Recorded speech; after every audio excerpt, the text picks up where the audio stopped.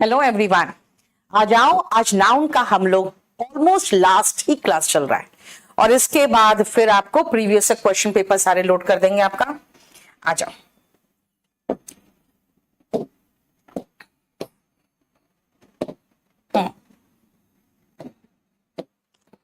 हमने सिंगुलर और प्लूरल कैसे बनाते हैं यार, 2 क्लास में खत्म किए ना, बहुत बड़ा पोर्शन था। अब आते हैं लास्ट पोर्शन में एंड दैट इज, देखो सबसे पहले मैंने आपको नाउन जेंडर के हिसाब से बताया, मस्कुलिन फेमिनिन है ना, न्यूटर जेंडर, ये सब बताया। देखो आवाज आ रही है ना। और उसके बाद फिर मैंने नाउन को नंबर के हिसाब से मैं लेके चली थी, है ना, कि कैसे सिंगुलर प्लूरल बनाते हैं। अब चलते हैं नाउन का लास्ट पोर्शन, केस के हिसाब से। नाउन किस तरह से आप केस की बात करते हैं वो ध्यान दो। चलो, मैं नेक्स्ट टॉपिक क्या होगा, रुक जाओ देख के बताती हूं मैं।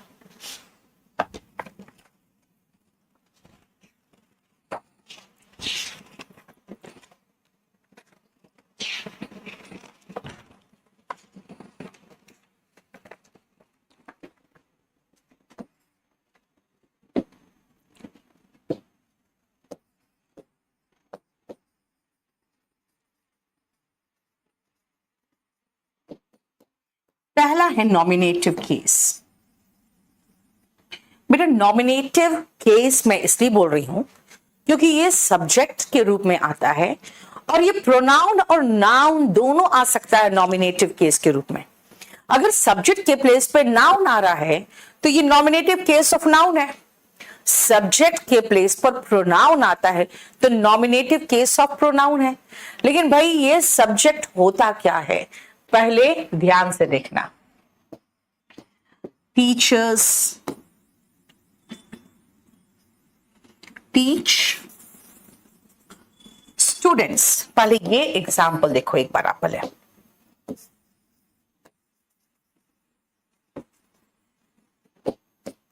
अब ये करने वाला बेटा नहीं, बुक में नहीं है पोर्शन। करता कौन है ये बताओ, करने वाला डूअर कौन है? आप कहोगे मैम टीचर है, क्योंकि टीचर्स ही तो इस क्रिया को यानी टीच करने के काम को कर रहे हैं। तो जो करता है ना, जो उस क्रिया को कर रहा है, उसी को हम नॉमिनेटिव केस कहते हैं। तो what is nominative case of noun? The noun that works as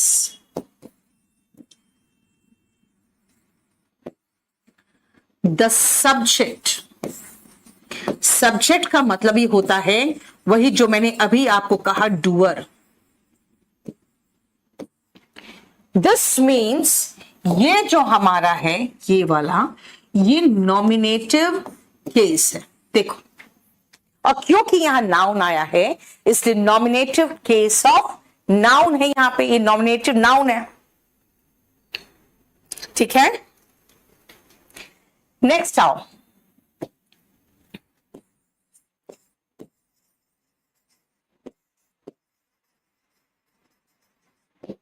objective case, इसका एक और नाम है एक्यूसेटिव केस।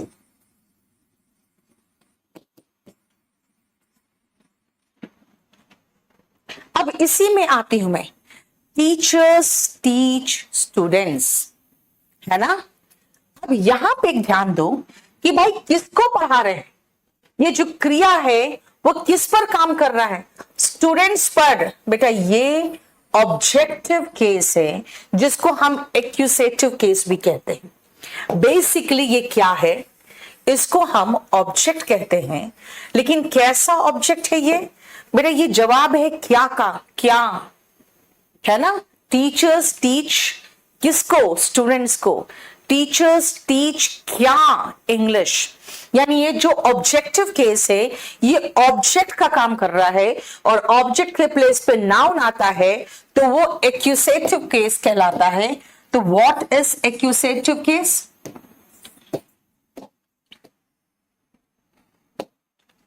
यहां पे लिखा है noun that works as the subject. ये कहूंगी मैं कि द नाउन दैट वर्क्स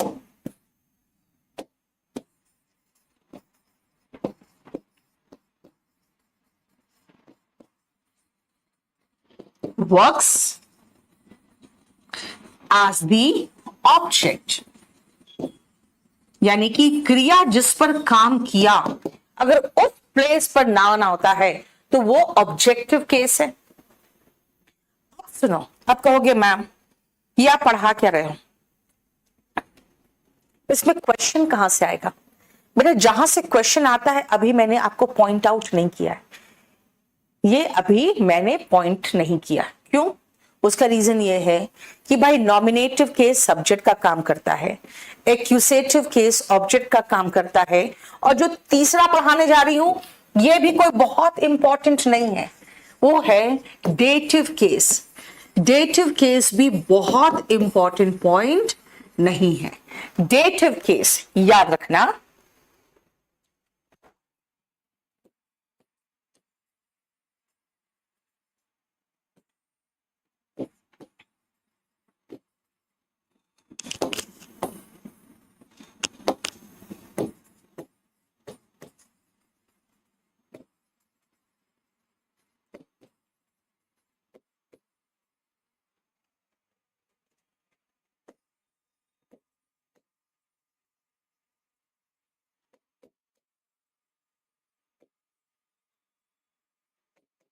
अब कहोगे मैम इनडायरेक्ट ऑब्जेक्ट क्या है? चलो पहले एक एग्जांपल देखो फिर समझ में आएगा।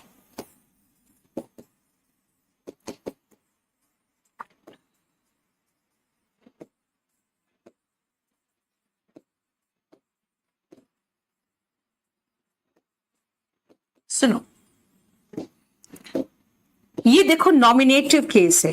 कहोगे मैम ये नाउन तो है नहीं, कोई बात नहीं है, नॉमिनेटिव केस तो है।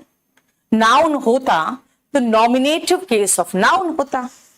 पेज नंबर नहीं बेटा अर्जुन, उसमें ना केस नहीं दिया हुआ है नाउन में, मैं आपको अलग से करा दे रही हूं कुछ, ठीक है? इंग्लिश बोलने के लिए बेटा स्पोकन की बुक ले लेना, ठीक है अर्चना? बट बेटा जो आपका बुक लिखा है ना उसके बाद मैंने केस पढ़ाना शुरू कर दिया। देखो ध्यान से सुनो, दे यहां पे नॉमिनेटिव केस। आप कहोगे मैम नाउन तो है नहीं दे, कोई बात नहीं, नॉमिनेटिव केस अब प्रोनाउन है। चलो नाउन नहीं है, प्रोनाउन है। दे गेव क्या, क्या का जवाब यहां पे आपके पास है बुक, तो बेटा ये ऑब्जेक्टिव केस है। लेकिन कहोगे ऑब्जेक्टिव केस तो है बुक, लेकिन किसको दिया है? To me. बेटा ये जो है ये डेटिव केस है। आप कहोगे डेटिव केस क्या हुआ यहां पे? जब आप पूछते हो ना कि मैम क्या दिया, मैं कहूंगी बुक, आप पूछोगे मैम किसको दिया। जब ये क्या और किसको दोनों आ रहा है ना, तो किसको का जवाब डेटिव केस है और क्या का जवाब ऑब्जेक्टिव केस है, ये ध्यान रखना। बुक मिलेगा केडी पब्लिकेशन में।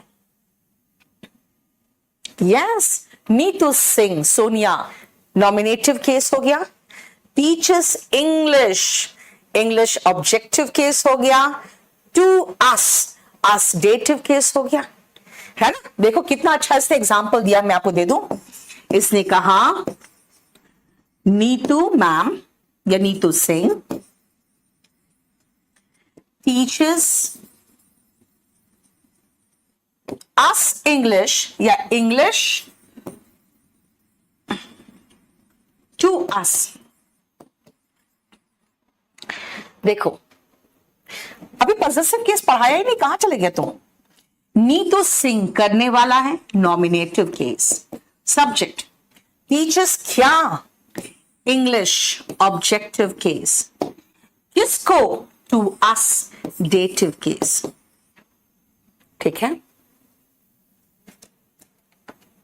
क्लियर? समझ में आ गया? यहां तक बहुत कुछ इंपॉर्टेंट नहीं है। अब मैं जा रही हूं पॉसेसिव केस, बेटा वो इंपॉर्टेंट है, ये ध्यान रखना। पॉसेसिव केस में तीन है, पॉसेसिव एडजेक्टिव है, पॉसेसिव प्रोनाउन है और पॉसेसिव नाउन है। पॉसेसिव प्रोनाउन प्रोनाउन में पढ़ेंगे, पॉसेसिव एडजेक्टिव वो भी प्रोनाउन के साथ ही खत्म कर लेंगे। हम यहां पे सिर्फ करेंगे पॉसेसिव नाउन, ठीक है? देखो फोर्थ आते हैं, लेकिन मेरा कहना है यार जो सबसे इंपॉर्टेंट है और सबसे बड़ा है ना, उसको हम बाद में करेंगे। चौथा में एक खत्म कर ले। क्या पूछ रहे हो बेटा? डेफिनेशन तो लिखवा ही रही हूं मैं। सिनोनिम क्लास, सिनोनिम लोड नहीं हुआ है अभी तक उन लोग का। नया बैच में लोड तो कर दो। लोड है बेटा, वो फोल्डर देखो ना। वोकेटिव केस ये भी इंपॉर्टेंट नहीं है। एग्जाम्पल पहले देखो। राहुल वर्क हार्ड, यहां पे किसको बोला गया है? राहुल। राहुल कौन है? जिसको नाम बुलाया गया है, ठीक है। ये क्या है? वोकेटिव केस है। ये वोकेटिव केस है। When the noun is called out or addressed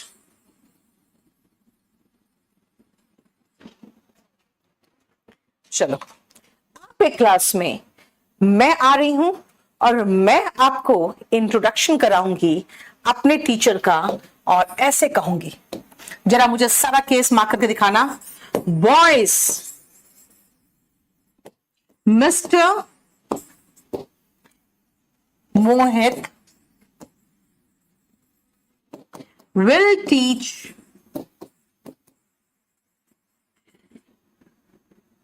you reasoning। सारा केस मार्क करके बताओ तो फटाफट जल्दी से। अभिनव भारती, बेटा तेरा आईडी अलग थोड़ी होगा, अपना नंबर दो। अभिनव जल्दी से मार्क करो तो सारा, जितना भी केस पढ़ाया है भी आपको, जल्दी से।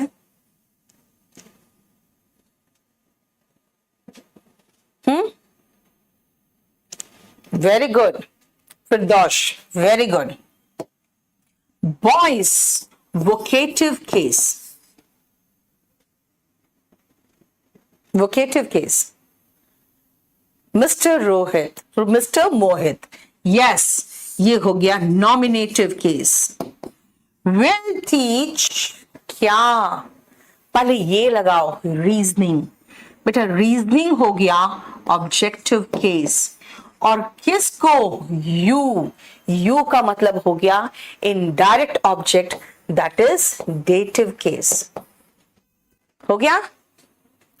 देखो इनडायरेक्ट ऑब्जेक्ट, क्योंकि आप पूछोगे ना किसको,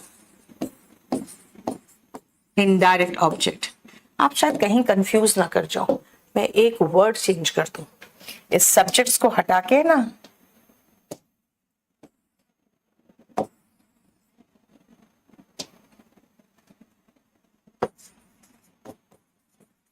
इंग्लिश कर दूं, नहीं तो आप कंफ्यूज करोगे।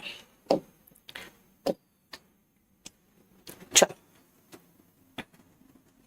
हो गया? शिवम वेरी गुड, ठीक है। अब आती हूं last and the most important. Kamal very good. Last and the most important, and that is possessive case. बेटा पजेसिव केस हम केस वर्ड इसलिए लिख रहे हैं क्योंकि ये सिवाय नाउन के एडजेक्टिव भी है, प्रोनाउन भी है, ठीक है। पजेसिव केस, और यही है जो इंपॉर्टेंट है, बस यही है जो इंपॉर्टेंट है। अंकिता सब दिख रहा है बेटा, मैं पढ़ाऊं की बात करूं, तुम लोग से पढ़ लो। पजेसिव केस का मतलब होता है दैट शोज पोजेशन, जो अधिकार बताता है, जो अधिकार बताता है। शोज क्या? That shows possession. पोजेशन का मतलब हो गया अधिकार। अधिकार भी बताने के अलग अलग तरीके होते हैं। अधिकार अगर किसी नाउन का बताना होता है तो हम अधिकार कैसे बनाते हैं? बेटा ये केस वर्ड इसलिए यूज कर रहे हैं ना क्योंकि आपको जो नॉमिनेटिव केस बताए हैं ना, वो सिर्फ नाउन नहीं है, प्रोनाउन भी है। ठीक है, पॉजेसिव केस नाउन ही नहीं है, प्रोनाउन भी है। डेटिव केस में, ऑब्जेक्टिव केस में नाउन प्रोनाउन दोनों यूज होता है। नहीं तो हम सीधा कहते हैं पॉजेसिव एडजेक्टिव है। केस क्यों कहा? क्योंकि पॉजेसिव एडजेक्टिव भी होता है, पॉजेसिव प्रोनाउन भी आता है, पॉजेसिव नाउन भी होता है। पॉजेसिव नाउन तो मैं यही पढ़ा रही हूं। ठीक है, अब आओ, यस अर्जुन, नीतू मैम में अपॉस्ट्रोफी एस लगाओगे ना बेटा फिर? चलो, अब मैं आ रही हूं पॉजेसिव केस, और मैं आपको कुछ एग्जांपल्स दे रही हूं, जरा बना के दिखाओ तो। देखते हैं आप बना पाते हो कि नहीं।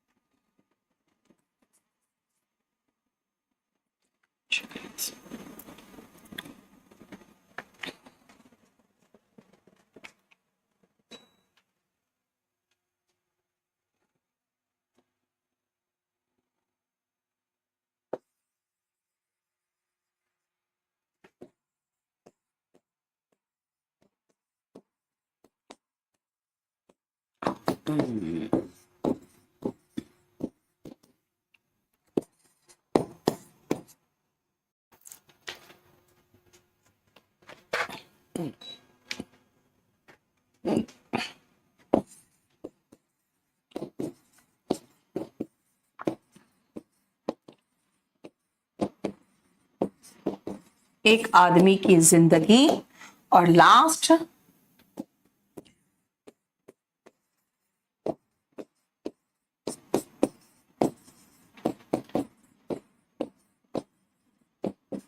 चलो, okay Ganesh. First one is एक लड़की का भविष्य। मैं अभी लिखूंगी, इंग्लिश में लिखूंगी बेटा।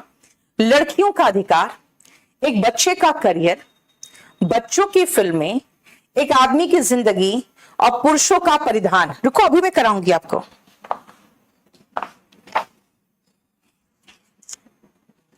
करियर का स्पेलिंग सही करो बेटा। बच्चा हुआ चाइल्ड,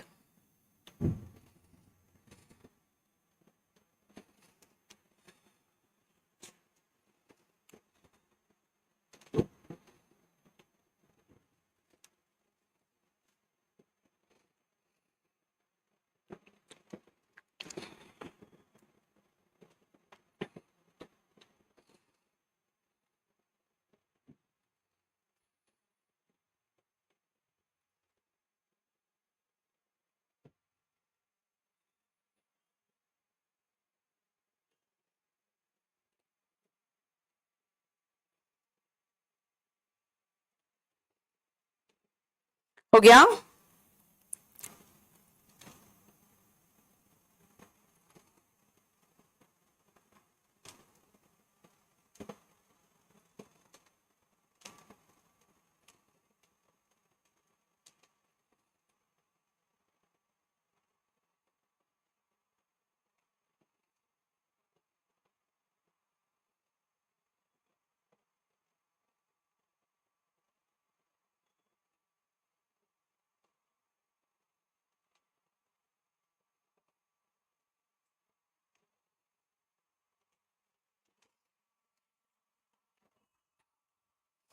चलो सुनो बेटा, सबसे पहले बेटा ऑफ नहीं लगाओ अभी।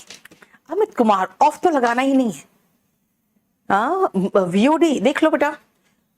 जब भी किसी को कोई प्रॉब्लम हो ना, आप अपना फोन नंबर के साथ देना। ठीक है, सुनो, देखो, पहले सिंगुलर, प्लूरल, लड़की है गर्ल, लड़कियां हैं गर्ल्स, बच्चा चाइल्ड, बच्चे चिल्ड्रेन। ये तो हम कर चुके हैं, बोलोगे रिपीट क्यों कर रहे हो? बेटा अभी सुनो, मैन एक पुरुष, मैन पुरुषों की बात हो रही है, ठीक है। मैंने यही लिया है, एक बच्चा, लड़की और आदमी, बस यही है। अब ध्यान से सुनना बेटा, मैं यहां का की ये वर्ड यूज कर रही हूं बेटा, ये पोजेशन बता रहा है। अगर पोजेशन बताना है बेटा, पोजेशन किसका बता रही हूं मैं? किसी इंसान का पोजेशन, लिविंग बीइंग है। ये सब कौन है बेटा? ये लिविंग है, ये लिविंग है। और लिविंग बीइंग के लिए आपको का लगाना है, लिविंग बीइंग का। ऐसे कंडीशन में आपको एपोस्ट्रोफी एस लगाना पड़ेगा। कब? अगर if the noun does not end with sh या स, यानी स या श साउंड। इसको हम लोग हिसिंग साउंड कहते हैं, स और श, ठीक है। इस साउंड में एंड नहीं किया तो लिविंग बीइंग का यानी पोजेशन दिखाना है आपको। का मतलब हो गया पोजेशन, पोजेशन दिखाना है तो आपको एपोस्ट्रोफी एस लगाना पड़ेगा। मैंने कहा है इसमें एक लड़की का भविष्य, एक के लिए अ लगाए, अ गर्ल का, गर्ल्स भविष्य फ्यूचर, ठीक है। लड़कियों का अधिकार, गर्ल्स, हिसिंग साउंड में खत्म हो रहा है। आप कहोगे मैम ये तो लिखा दिया आपने कि हिसिंग साउंड में खत्म नहीं हो रहा है, तो एपोस्ट्रोफी एस लगाओ। और अगर हो रहा है तो, अगर हो रहा है तो बेटा खाली एस लगाओ। If the noun ends in, यही हिसिंग साउंड और श साउंड, दिस मीन्स गर्ल्स,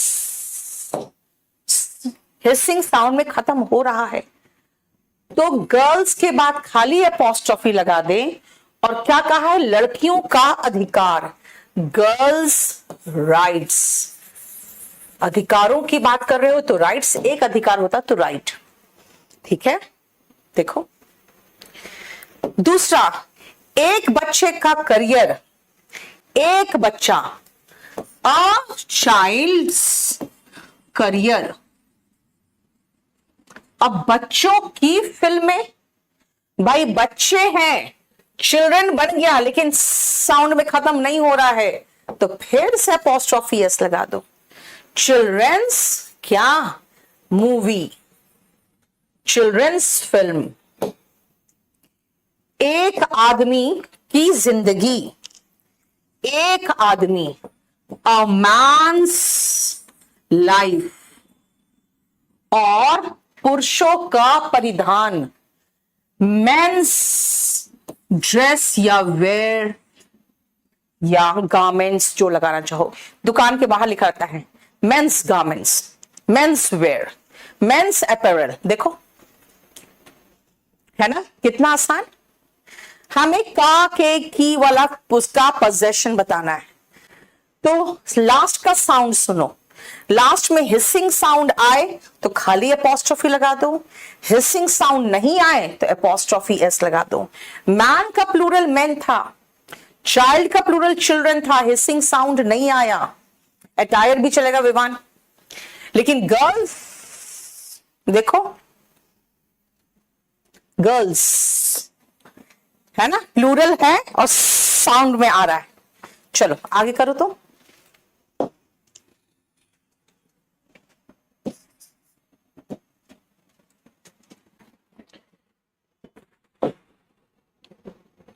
6 तक हो गया था, 6 तक हो गया था।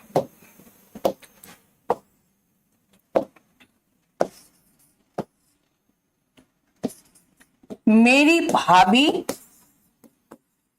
की इच्छा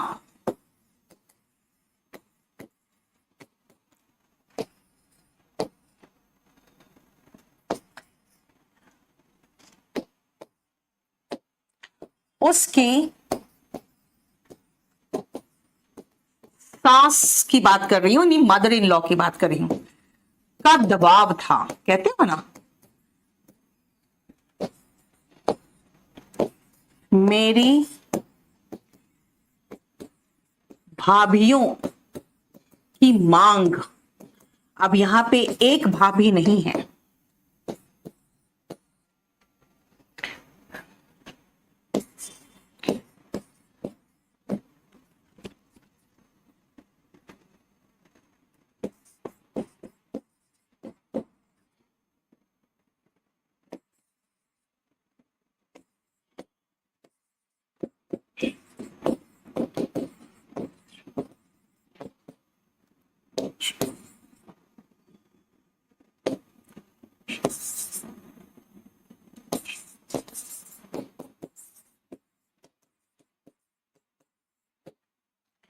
मेरी नंदों की शादीशुदा जिंदगी की बात कर रही हूं मैं।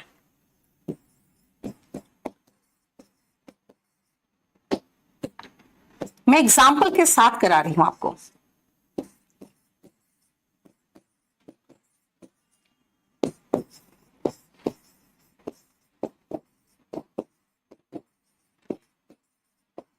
शांति के लिए, भगवान के लिए,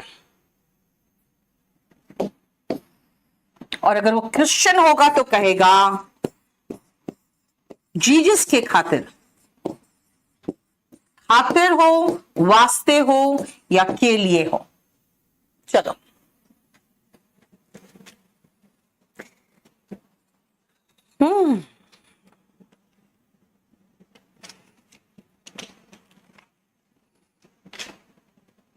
आपको एकदम एग्जाम्पल के साथ करवा रही हूं, इसीलिए आपको ज्यादा अच्छे से समझ में आएगा।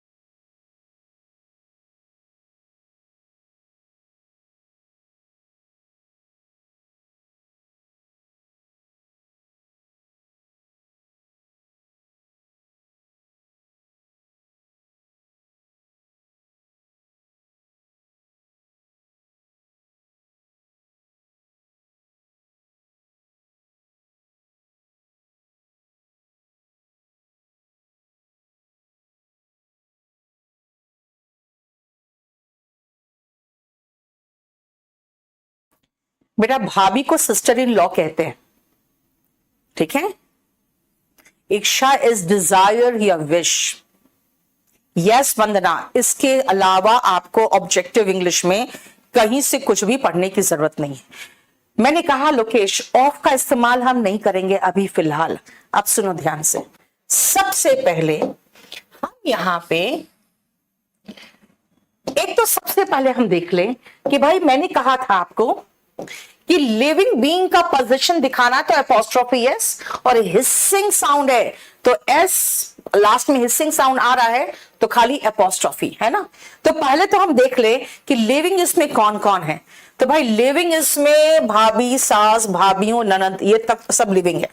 शांति नहीं है, भगवान क्या करे भगवान जाने, और जीसस चलो लिविंग थिंग थे, उसके बाद उनको गॉड बना दिया गया है ना, क्योंकि वो एक इंसान के रूप में ही तो आए थे।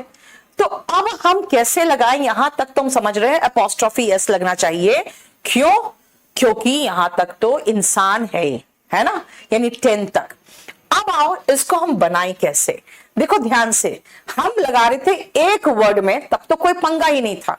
अब आ रहे हैं एक से अधिक वर्ड्स।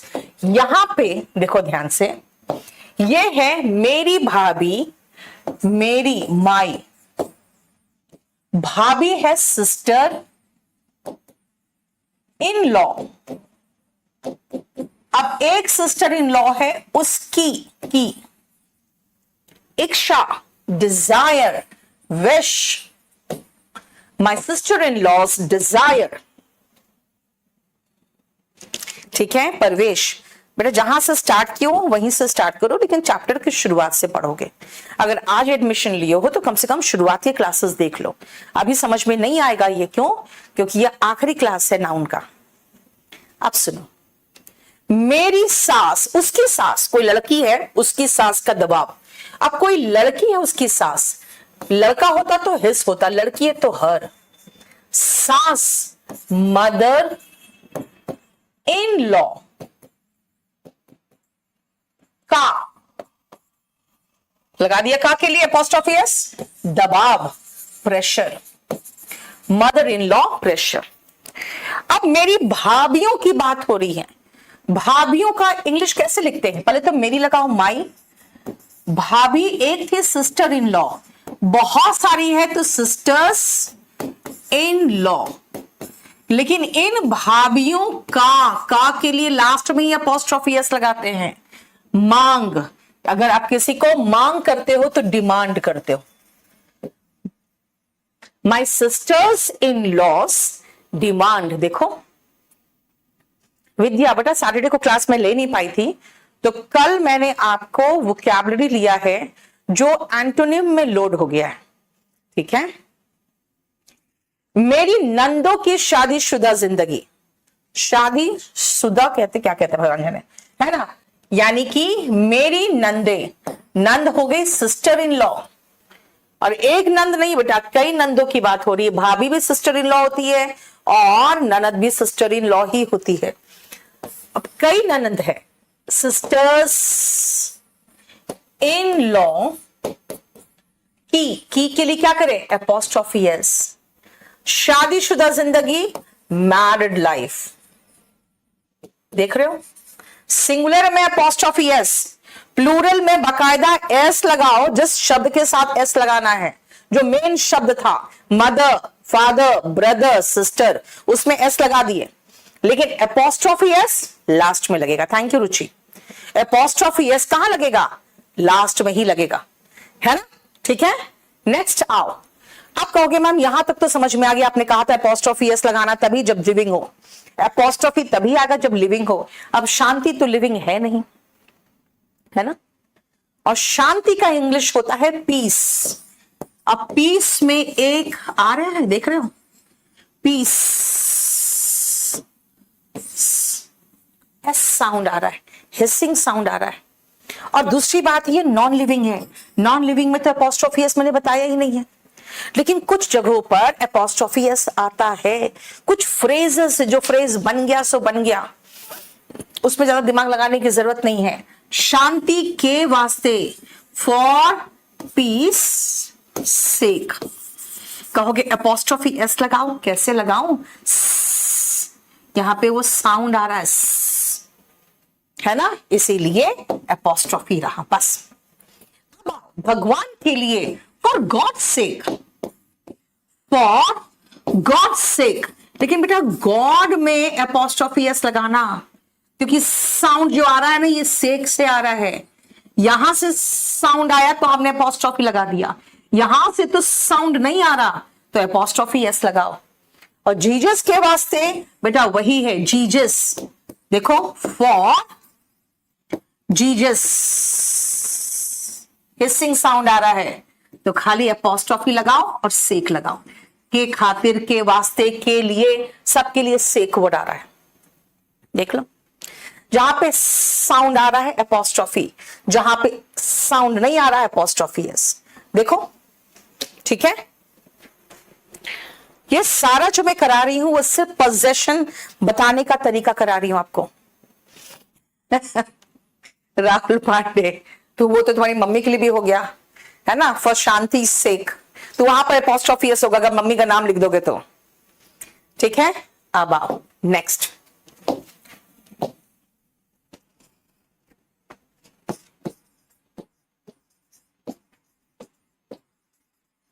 एक बहुत पुराना किताब है ग्रामर का, रेन एंड मार्टिन का।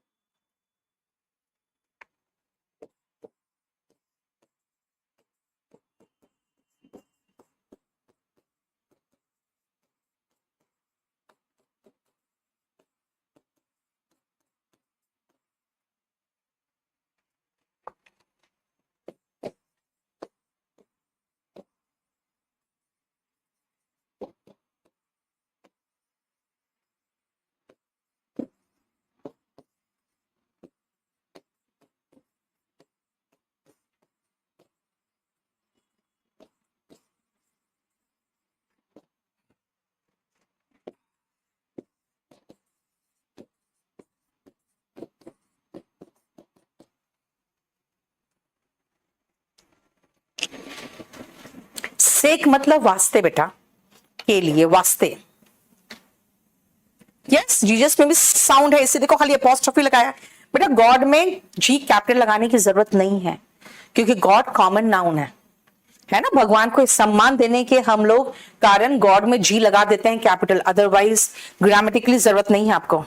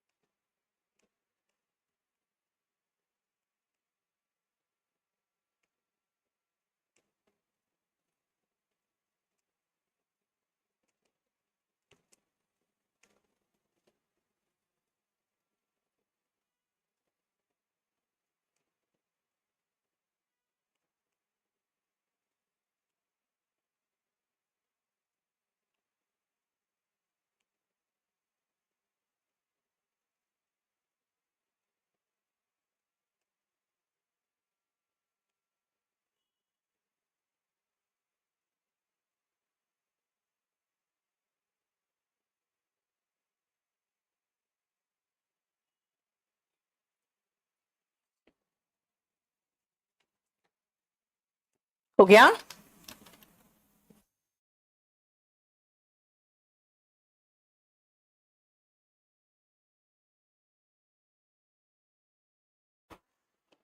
चलो देखो, ध्यान से देखना बेटा। अब इसको आपको समझना पड़ेगा कि रेन एंड मार्टिन ने मिलके किताब कितनी लिखी थी। अगर एक्स एंड वाई मिलकर एक ही चीज पजेस कर रहा है, मान लो ए, तब क्या करेंगे, तब आपको एपॉस्ट्रॉफी एस या फिर अकॉर्डिंग टू रिक्वायरमेंट खाली एपॉस्ट्रॉफी लगाना पड़े, वो आप देख लो। हिसिंग साउंड है तो खाली एपॉस्ट्रॉफी आएगा। विथ द लास्ट नाउन, अगर दो ही है तो second noun.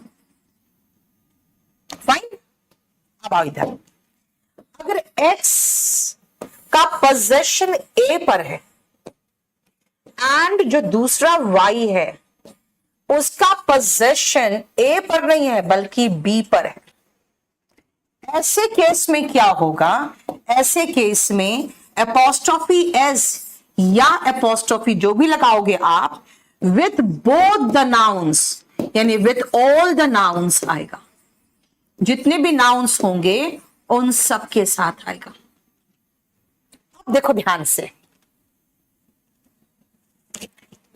Sister in loss और sisters in law, last slide में बेटा एक भाभी है तो sister in law apostrophe S भाभी का, भाभीियों का तो सिस्टर्स इन लॉ, और यहां नंदों की बात है बेटा, एक नंद नहीं है तो सिस्टर्स इन लॉ का apostrophe S.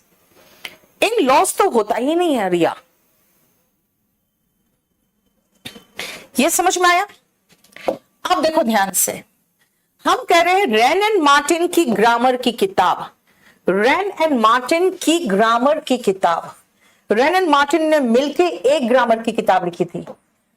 Rain and Martin में अब लगाएंगे apostrophe S, rain and Martins grammar book, ये स्कूल में चलता था, है ना। राज और रजनी का बेटा संयुक्त मतलब जॉइंट, यानी दोनों को मिला के एक अकाउंट खोल रखा है, दोनों ने मिला के, राज और रजनी में मिलाकर एक जॉइंट बैंक अकाउंट खोल रखा है, यानी दोनों का एक ही है। तो राज पहला, रजनी दूसरा, रजनी में अपोस्ट्रोफी एस लगाएंगे। राज एंड रजनी में अपोस्ट्रोफी एस, जॉइंट अकाउंट है इनका, जॉइंट बैंक अकाउंट।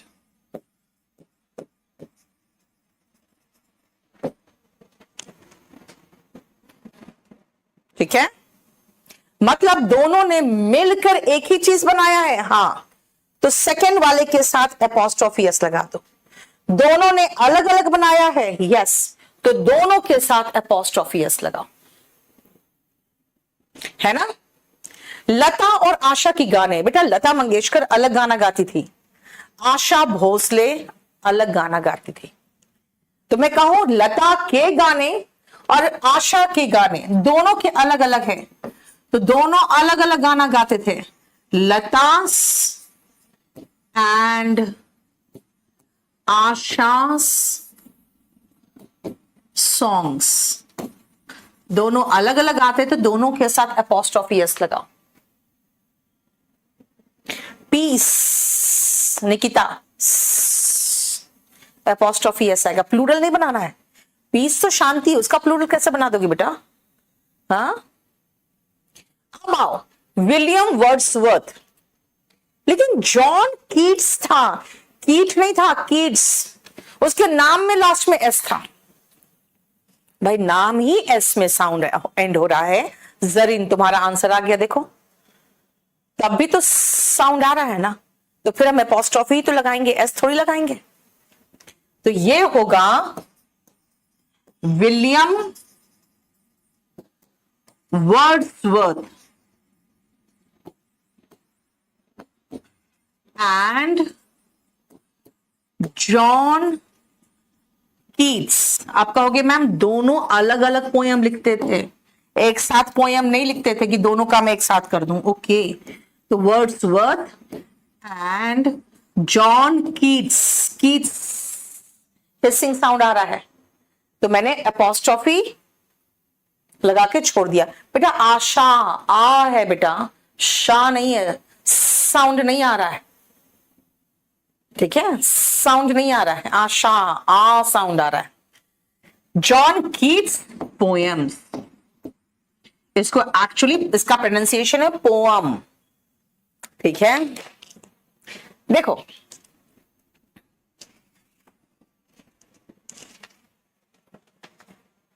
इतना है जो आपको लिविंग एंड थोड़ा बहुत नॉन लिविंग की बात कर दी मैंने, ठीक है। अब आओ,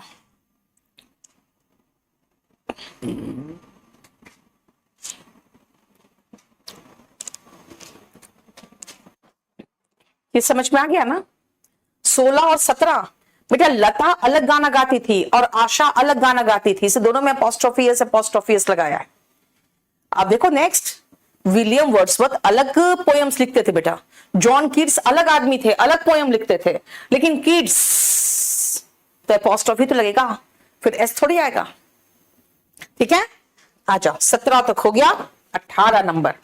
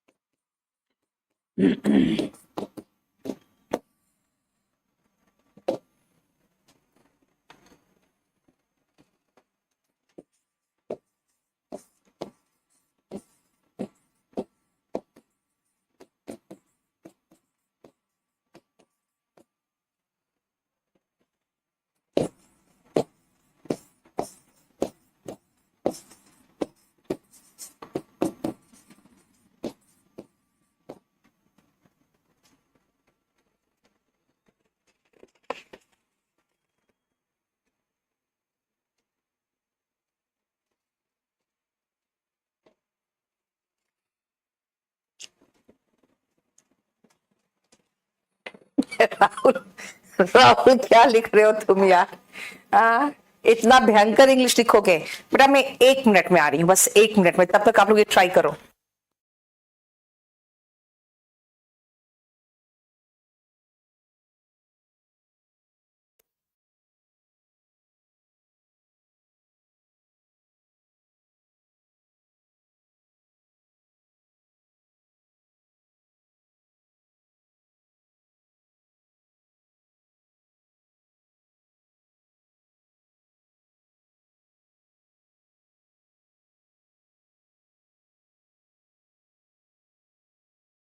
अब सुनो, 18th का ध्यान से समझना पहले।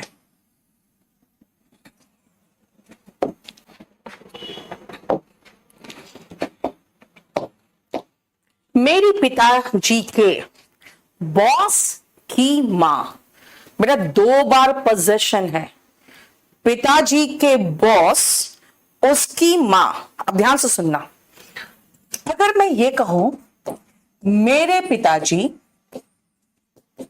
इनके बॉस के बॉस, बॉस में तो साउंड आ रहा है, और बॉस की मां, अब एक पंगा हो गया, आसपास 2 शब्दों में 2 एपोस्ट्रोफी दिख रहा है और ये गलत है।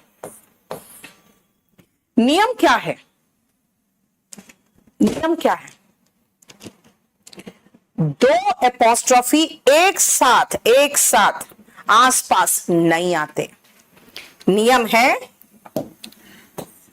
टू, इसको कहते हैं बेटा एपोस्ट्रॉफी। ये जो ऊपर लगा रहे हैं ना कॉमा जैसा, इसको कहते हैं apostrophe. Can not come together. दो एपोस्ट्रॉफी एक साथ नहीं आ सकते, तो फिर क्या करूं? एक बार एपोस्ट्रॉफी लगाओ और एक बार ऑफ लगाओ। क्या करूं? Use apostrophe end of. अब देखो पीछे से शुरुआत करना पड़ेगा मुझे। The mother of my father's boss. क्या बनेगा ये बनेगा द मदर ऑफ, द नहीं लगाना, मत लगाना अभी तो छोड़ो, खाली इतना याद रखो मदर ऑफ, है ना? किसके? मेरे पिताजी, फादर के बॉस। अगर मैं कहूं मेरे पिताजी के बॉस की मां का देहांत हो गया, तो कहेंगे, क्या कहेंगे? The mother of my father's boss has expired. ठीक है? मेरे दोस्त राज का घर, बेटा राज एक ही है जो दोस्त है, जो राज है वही दोस्त है। माई फ्रेंड, बेटा फ्रेंड जो है वही व्यक्ति है राज, तो राज का फ्रेंड में अपोस्ट्रोफी एस मत लगा देना, वही फ्रेंड राज है। Raj apostrophe S house. My friend Raj, my friend Raj house. Anikesh बेटा ये सब डायलॉगबाजी छोड़ दो, बहुत छपरी टाइप टीचर होते हैं यूट्यूब में, वो यही सब मोटिवेशन देते रहते हैं। बेटा यहाँ पढ़ाई करो, अब तुम पैसा दे चुके हो, ठीक है ना? ये सब बकेती यूट्यूब में ठीक लगता है, यहाँ पैसा दे चुके हो यार, यहाँ सीरियसली पढ़ाई करो, समझे? माई लिखा हुआ नहीं है, ओके, नहीं लिखा हुआ तो है बेटा, मेरे पिताजी, माई फादर्स, है ना? मेज मतलब टेबल, टेबल का पाया, पाया मतलब हो गया बेटा होम होता है, जैसे आप जहां अपने पेरेंट्स के साथ या अपनी वाइफ के साथ रहोगे वो आपका होम होगा। हाउस होता है, क्या हो गया? द मदर ऑफ, अच्छा यहां लिखा नहीं है मैंने, ओके। हाँ, मेज का मतलब हो गया टेबल, और टेबल का पाया, पाया मतलब लेग। आप कहोगे टेबल्स लेग, बेटा याद रखना नॉन लिविंग के साथ एपोस्ट्रोफी एस नहीं आएगा, तो कहोगे मैम पीस में कैसे लगा दिया? अरे भाई कुछ जगह चलता है, वो भी बता दूंगी मैं कहां कहां चलता है, लेकिन 20, 21, 22 याद रखना। क्या कहा मैंने? 20, 21 एंड 22 के लिए एक नियम है, do not use apostrophe with non living things, निर्जीव वस्तुओं के साथ।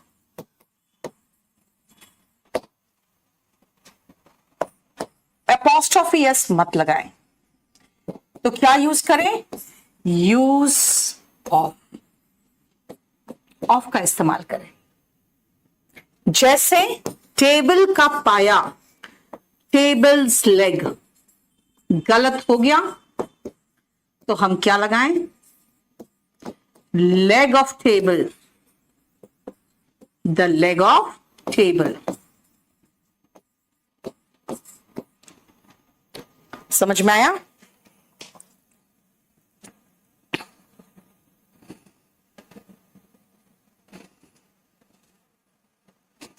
ठीक है, यस द लगा दो, ठीक है द लगा दो, कोई बात नहीं।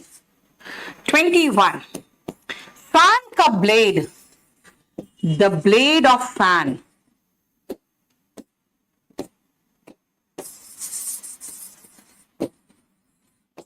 नॉन लिविंग है। दिल्ली की समस्याएं बात कर रहा है, प्रॉब्लम नहीं, problems, the problems of Delhi.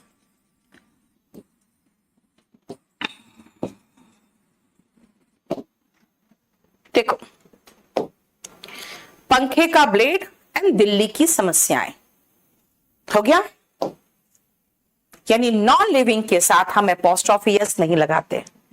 अब जैसे इसमें आप कंफर्टेबल महसूस करोगे, अच्छा मैम आपने ये सिखाया है कि एपोस्ट्रोफी लगाते हैं लिविंग के साथ और ऑफ लगाते हैं नॉन लिविंग के साथ। बेटा होम जो होता है ना बेटा, जहां अपने वाइफ या अपने माँ बाप के साथ रहते हो, हाउस तो मकान होता है। जैसे रजत आपके पास 4-5 मकान हो सकते हैं लेकिन एक ही होम होगा ना, ठीक है।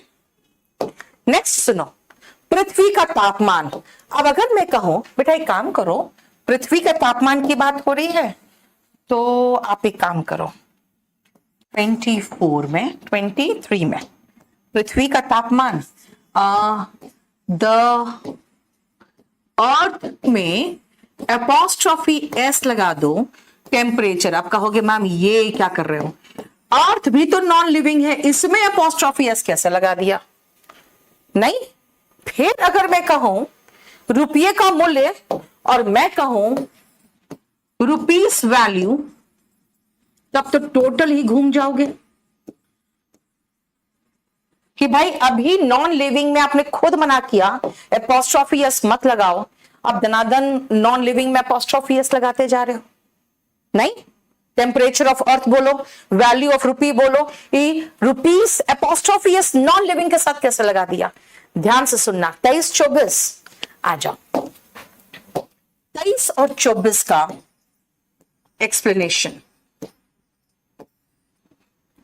Apostrophe can come with the following non-living things.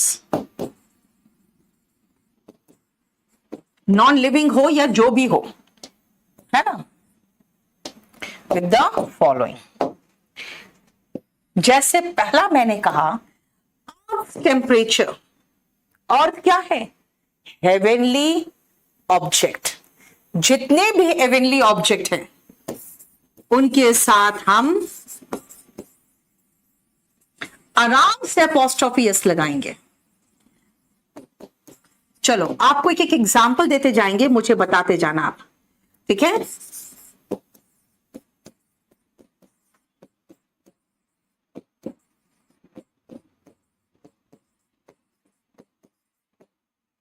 मंगल ग्रह सिर्फ यूज करोगे आप मार्स, अब हमें बताना। फिर दूसरा मैंने कहा रुपी का वैल्यू यानी कि सेकेंड, करेंसी के साथ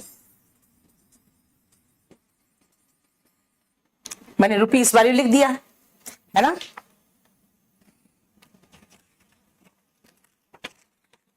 तीसरा पर्सोनिफिकेशन। पर्सोनिफिकेशन क्या है इसको मुझे डिटेल में समझाना होगा, ठीक है, इसलिए मैं इसके बाद का जगह छोड़ के चल रही हूं। Fourth,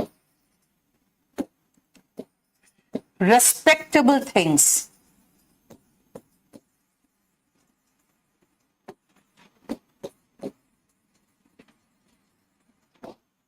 fifth, time. Sixth, distance. 7, सबका एग्जाम्पल लिखाऊंगी, रुको। Wait,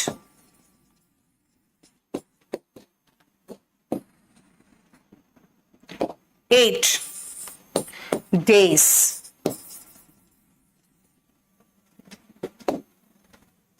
9th government, and 10th idioms। जिन idioms में है तो है, नहीं है तो नहीं है। हम idiom में अपने हिसाब से चेंज नहीं कर सकते। कि भाई देख लो ईडियम है, इसी में तो ऑफ आएगा ही नहीं, ऐसा कुछ नहीं है। ईडियम में जो बन गया सो बन गया। चलो पहले मुझे बताओ, यस ट्विंकल आपने गलत कर दिया बेटा, क्यों बेटा? एक बात बताओ, मिश्वा ने सही किया बेटा। मार्स को एपोस्ट्रोफी एस तोड़ दे बीच में से। मार नाम क्या है क्या? मंगल ग्रह का नाम क्या है? मार नहीं, मार्स है। पहले से साउंड आ रहा है लास्ट में, पहले से ही लास्ट में साउंड आ रहा है, इसीलिए हम कहेंगे Mars apostrophe temperature. Mars temperature. Currency अभी कहा था मैंने, रुपीस का वैल्यू। मैं पूछूंगी भाई एक बात बताओ, पाउंड का, एक पाउंड का क्या वैल्यू है ना? तो मैं कहूंगी pound apostrophe S, pounds value. एक पाउंड का क्या वैल्यू है? अ पाउंड्स वैल्यू। पर्सोनिफिकेशन क्या होता है? ध्यान से सुनना। जब किसी नॉन लिविंग को ऐसा दर्शाया जाए ताकि उसमें कुछ लिविंग का क्वालिटी है अंदर, ठीक है? व्हेन, जब the quality of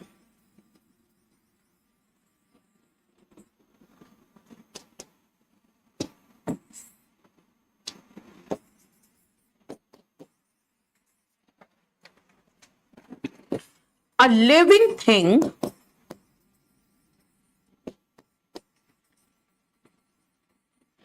is shown in a non-living thing.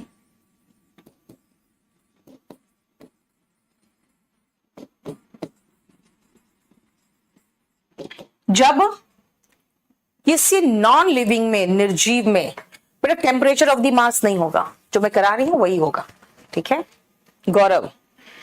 जब नॉन लिविंग में किसी लिविंग थिंग का क्वालिटी दर्शाया जाए, जैसे प्यार, गुस्सा, ममता, दया, है ना?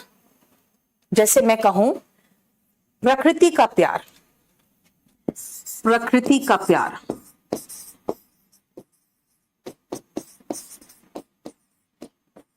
जैसे प्रकृति का प्यार है जो प्रकृति को बार बार ठीक करता है ताकि हम जिंदा रह सके, है ना? तो क्या कहेंगे? The natures love. और क्या है भाई? देखो वहां तो एकदम प्रलय आ गया, प्रकृति का गुस्सा ही तो था। Nature's fury, nature's anger, moon's beauty. Arjun apostrophe s लगाओ बेटा। आपने तो मून लगा दिया, यानी कि सीधा हेवनली ऑब्जेक्ट लगा दिया, ठीक है? रेस्पेक्टेबल थिंग्स, जिसको आप सम्मान देते हो। जैसे कि अगर मैं कहूं कि भाई मेरा जो ड्यूटी है उसका बुलावा है, कोर्ट का आदेश है। रेस्पेक्टेबल थिंग्स मतलब सम्मानजनक चीजें। जैसे क्या कहा मैंने? कोर्ट का आदेश, कोर्ट्स ऑर्डर। रेस्पेक्टेबल का मतलब हुआ सम्माननीय। टाइम के साथ 7 बजे को कहते हैं 7 o'clock। देखो ओ के साथ एपोस्ट्रोफी क्यों आया है? कोई काके की नहीं है तब भी आया है।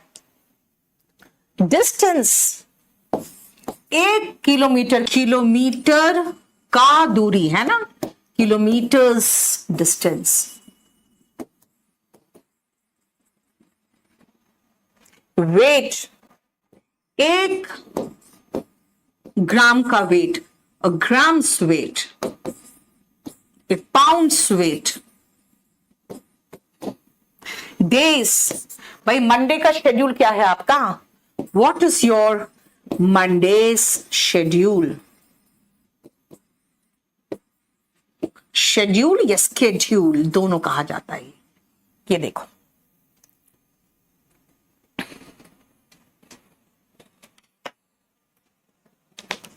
अ डेज वर्क, बिल्कुल सही है बेटा। रेन एंड मार्टिन दोनों मिलकर किताब लिखे थे।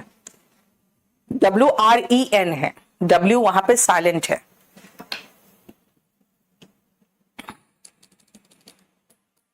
कल की क्लास सेव नहीं हुई है? बेटा एंटोनिम में सेव्ड है, एंटोनिम पढ़ाया था कल। नेक्स्ट था गवर्नमेंट, जैसे मैं कहूं सेंट्रल गवर्नमेंट का आदेश है ये, सेंट्रल गवर्नमेंट का आदेश, सेंट्रल गवर्नमेंट्स ऑर्डर। कुछ जगह पे नहीं, एक साथ ही पॉम्स लगा दो लास्ट में अंकिता, कोई जरूरत नहीं है। और ऑफ का बेटा, ऑफ का यूज बता दिया मैंने, नॉन लिविंग के पोजेशन के लिए ऑफ यूज होता है, लेकिन उसमें भी इतने ढेर सारे एक्सेप्शन है यार। अब जैसे ईडियम्स में आती हूं, दो ईडियम्स में आती हूं, सुनना ध्यान से।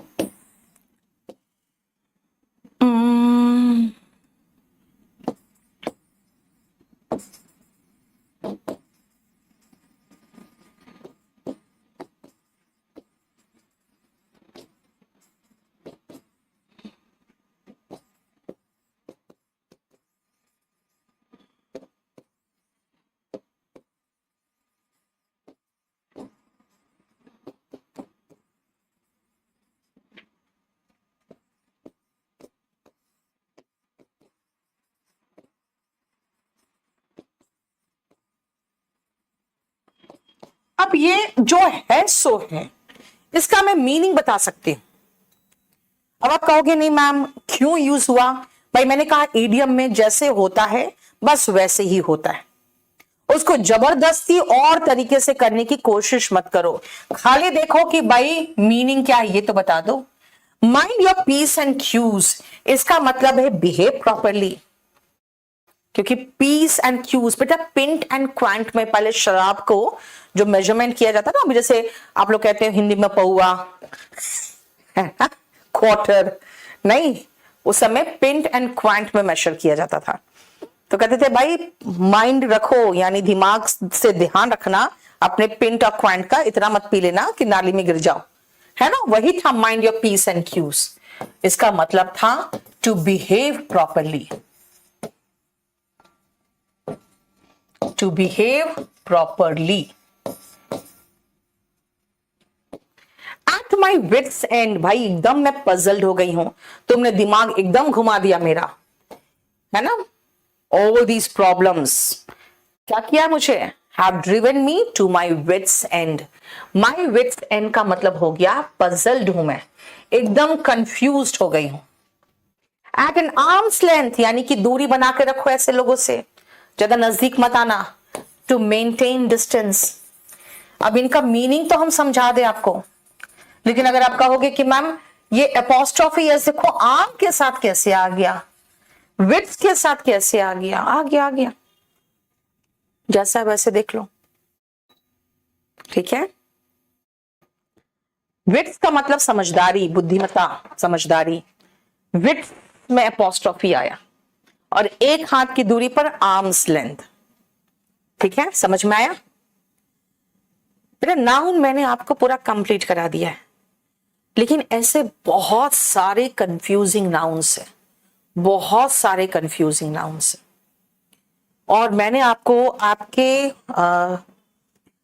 क्लास नोट्स में वो सारे कंफ्यूजिंग नाउन्स दिए हुए हैं, और मैंने उसे एक आध बार पढ़ाया है, और फिर मैं सब में लोड करा देती हूँ। अगर आप चाहो तो वो सारे वोकैबुलरीज आपको लोड करा दूं, जितने भी कंफ्यूजिंग नाउन्स के वोकैबुलरीज हैं, इट्स योर विश।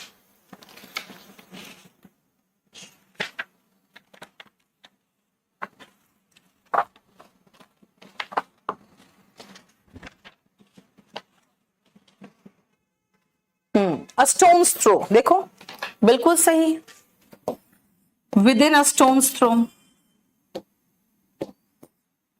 ईडियम में क्यों आ रहा है उसका कोई रीजन नहीं होता, with in a non living है, देखो स्टोन, अब स्टोन में भी एपोस्ट्रोफी एस है, स्टोन्स थ्रो, इतना नजदीक कि मैं पत्थर फेंकू ना तो पत्थर पहले नहीं, पत्थर बाद में गिरेगा, मेरा घर पहले आएगा, तो मैं क्या कहूं, very near, my house is within a stone's throw, है ना।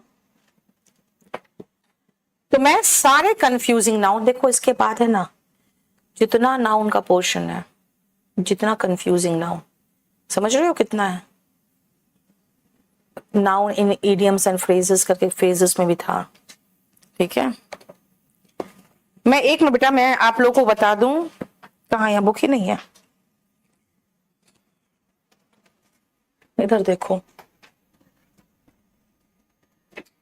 लिखो इसमें 39, 40,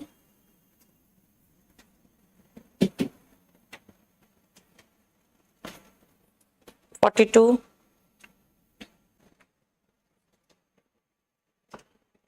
41 क्या है, एक काम करो, लिखो 39 से 43,